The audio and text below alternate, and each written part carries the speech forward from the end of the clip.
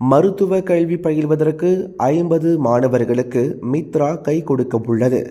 மித்ரா சிறப்பு நடவடிக்கை குழு தலைவர் பி. பிரபாகரன் இதனை கூறினார்.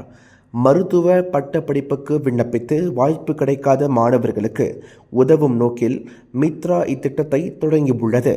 இத்திட்டத்திற்கான மித்ரா பிரதான பல்கலைக்கழகத்துடன் இணைந்து செயல்படுகிறது.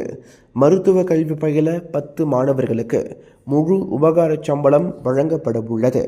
அதே வேளையில் 40 மாணவர்களுக்கு கல்வி உபகார சம்பளமும் PTPTN கல்வி கடனுதவியும் வழங்கப்பட உள்ளது.